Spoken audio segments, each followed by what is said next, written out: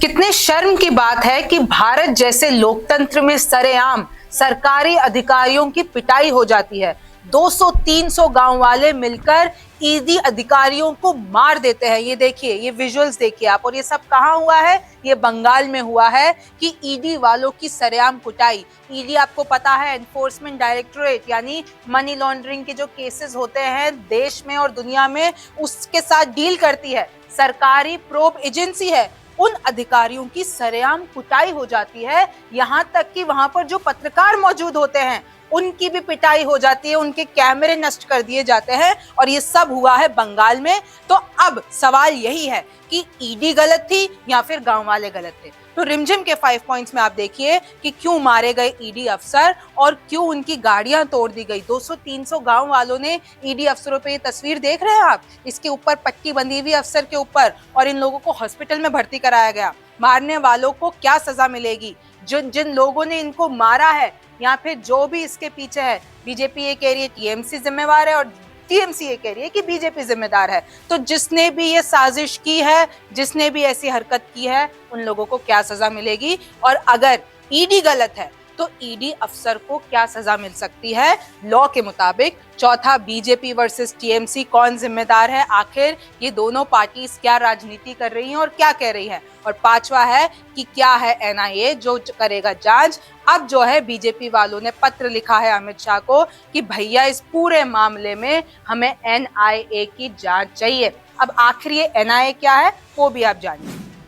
सबसे पहले तो आप यही देख लीजिए, आखिर ये ईडी के अफसर क्यों मारे गए? ये 200-300 गांव वालों ने बंगाल में ऐसा क्यों किया कि ईडी अधिकारियों को सरेआम कूट डाला? तो सबसे पहले आप कहानी समझिए कि ईडी जो है सुबह 8 बजे आज के दिन यानी फ्राइडे के दिन बंगाल के संदेशखाली इलाके में पहुंची। अच्छा, क्यों पहुंची थी? तो टीएमसी नेता हैं एक शाहजहां शेख, उनके घर पर रेड डालने पहुंची थी। किस मामले में? राशन घोटाले मामले में। अब ये राशन घोटाला मामला क्या है? वो ये है कि अभी ईडी और जितनी भी दूसरी सेंट्रल प्रोब एजेंसियां हैं वो इस मामले की जांच कर रही है कि भाई जो पब्लिक डिस्ट्रीब्यूशन सिस्टम होता है यानी पीडीएस, उसका जो 30% राशन जो कि जनता को जाना चाहिए वो इन लोगों ने मार्केट में बांट दिया और पता ही नहीं चला जनता को। तो इस पूरे मामले की जो राशन घोटाला मामला है भैया केंद्र की तरफ से आता है और 30% सरकार ने वहां पर ये आरोप लगाए हैं कि 30% जो है बेनिफिशरीज को तो नहीं दिया, जनता को तो नहीं दिया, बल्कि बाजार में बेच दिया और पैसे कमा के खुद जेब में रख लिए। तो इस घोटाले मामले में ये टीएमसी नेता है शाहजहां शेख के घर पर रेड डालने पहुंची। और मैं आपको ये भी बता दूं कि जो टीएमसी नेता हैं शाहजहां शेख, वो एक ऑलरेडी मंत्री गिरफ्तार हैं, उनके करीबी माने जाते हैं। और 300 लोगों ने ईडी पर और वहां पर जो पत्रकार मौजूद थे उन पर हमला कर दिया कि ईडी के अफसरों को ऑटो पकड़ पकड़ के भागना पड़ा। ये कुछ तस्वीरें देखिए कि कैसे उनके इस माथे पर पट्टी बंधी हुई है, कैसे उनकी गाड़ियां फोड़ दी गई, उनके सर फोड़ दिए गए और फिर बाद में ये जो पत्रकार और ईडी के अफसर थे उनको जाकर अस्पताल में भर्ती कराया गया। 2023 में 14 अक्टूबर को एजेंसी ने आटा और चावल मिल के मालिक बकीपुर रहमान को गिरफ्तार किया था, जिसे न्यायिक हिरासत में भेज दिया गया था। इसके अलावा ईडी ने घोटाले से जुड़े मनी लॉन्ड्रिंग मामले में पश्चिम बंगाल की मंत्री ज्योति प्रिया मलिक को भी गिरफ्तार किया था। उनके कार्यकाल के दौरान कथित तौर पर राशन वितरण में अनियमितताएं हुई थी। अब दूसरा देख लीजिए कि मारने वालों को क्या सजा मिलेगी। तो देखिए, ये कहा जा रहा है कि 200-300 जो गांव वाले थे इन्होंने ईडी अफसर पर हमला कर दिया। और मैं आपको ये भी बता दूं कि गांव वाले ये कह रहे थे कि भैया ईडी ने पहले से बताया नहीं कि वो क्यों आई है, कैसे आई है, उन्होंने कोई जानकारी नहीं दी। तो भैया ईडी क्या पहले बताकर आती है क्या तुम्हारे पास? और ईडी वालों का ये कहना है कि वहां पर जिसके घर हम छापा मारने गए थे यानी शाहजहां शेख, पहले तो वो घर पर नहीं थे। जब उन्होंने ताला तोड़ने की कोशिश की तो ये सारे गांव वाले उनको पीटने के लिए आ गए। तो दावों के मुताबिक अब टीएमसी ये कह रही है कि बीजेपी ने अपने गुंडे बिठा रखे थे वहां पे, क्योंकि बंगाल में ममता सरकार है तो ममता सरकार से क्वेश्चन किया जाए।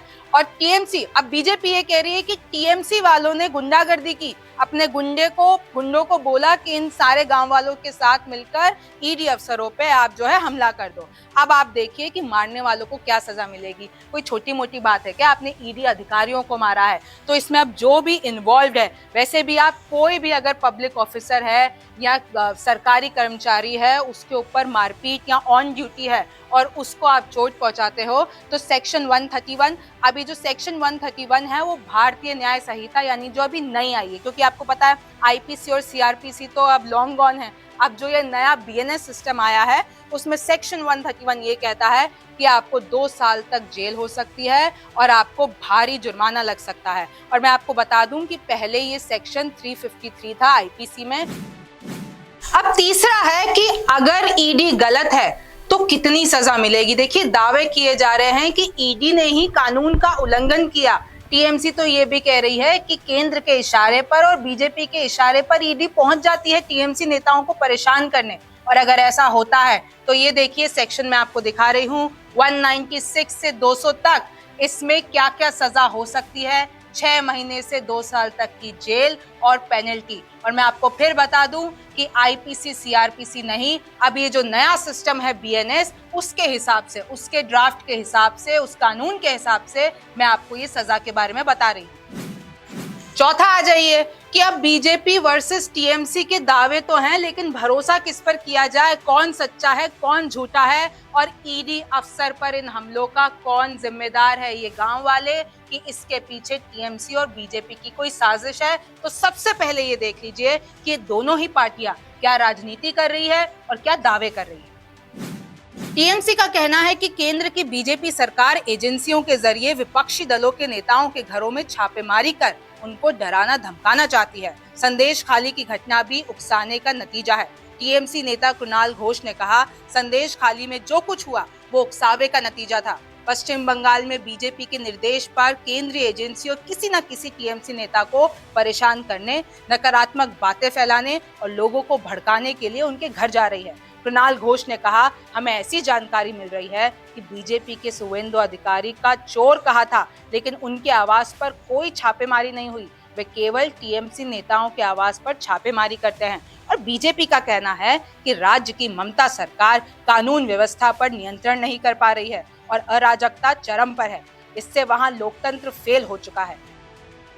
टीएमसी पर हमला बोलते हुए बीजेपी प्रदेश अध्यक्ष सुकांत मजूमदार ने कहा, जिस तरीके से आज संदेश खाली में ईडी पर हमला हुआ वो दिखाता है कि बंगाल में रोहिंग्या घुसकर राज्य में कानून व्यवस्था के साथ क्या कर रहे हैं। ये सिर्फ ईडी के साथ नहीं बल्कि आने वाले समय में ऐसा बंगालियों के साथ भी होगा। ये सरकार रहेगी तो ऐसा होता रहेगा। अब सबसे पहले आप एक ही पर्चा देख लीजिए कि बीजेपी ने खत लिखा है अमित शाह को कि भैया हमको इसमें एनआईए की जांच चाहिए। अब ये एनआईए क्या होता है जो जांच करेगा? तो NIA is national investigation agency. और मैं आपको बता दूं कि 26/11 में जो हमले हुए थे उसके बाद 2008 में ये बनी थी। 2008 31 दिसंबर को इस एजेंसी को बनाया गया था। ये क्या क्या डील करती है? ये आतंकवाद से जुड़े हुए जो मामले होते हैं, विद्रोह यानी इंसर्जेंसी से जुड़े हुए जो मामले होते हैं, उन हमलों की जांच करती है। और ये नेशनल इन्वेस्टिगेशन एजेंसी है, मतलब सेंट्रल की सबसे बड़ी एजेंसी है। और मैं आपको बता दूं कि मिनिस्ट्री ऑफ होम यानी गृह मंत्रालय के अंडर ये काम करती है। इसमें अभी 649 अफसर है और एनआईए के लिए स्पेशल कोर्ट होते हैं। अगर कोई भी जांच एनआईए के पास चला जाता है तो उसका जो इन्वेस्टिगेशन प्रोसेस होता है वो डिफरेंट होता है और उसको जो सुना जाता है वो स्पेशल एनआईए के कोर्ट में सुना जाता है। तो आपको समझ में आ गया होगा कि ये जो केस हुआ है कि ईडी वालों पर सरेआम कुटाई हुई है, हमला हुआ है, तो अब उसमें गलत ईडी है, गांव वाले हैं। लेकिन किसी भी लोकतंत्र में ऐसा नहीं होना चाहिए। आप कैसे किसी भी अधिकारी को जो आपके देश के लिए काम करता है, सेंट्रल एजेंसी का वो अधिकारी है, उसके साथ ऐसे सरेआम कुटाई कर सकते हो? आप न्यूज़ टुमारो देखते रहिए, रिमझिम के 5 पॉइंट्स देखते रहिए। मैं हूँ रिमझिम जिठानी, फिर मुलाकात। नमस्कार, मैं हूं मानक गुप्ता। अगर आपको हमारा ये वीडियो पसंद आया हो तो इसे लाइक और शेयर जरूर करें। और हाँ, हमें सब्सक्राइब और फॉलो करना ना भूलें ताकि आप देश और दुनिया की कोई खबर मिस ना करें। तो जुड़े रहिए हमारे साथ और देखते रहिए News 24।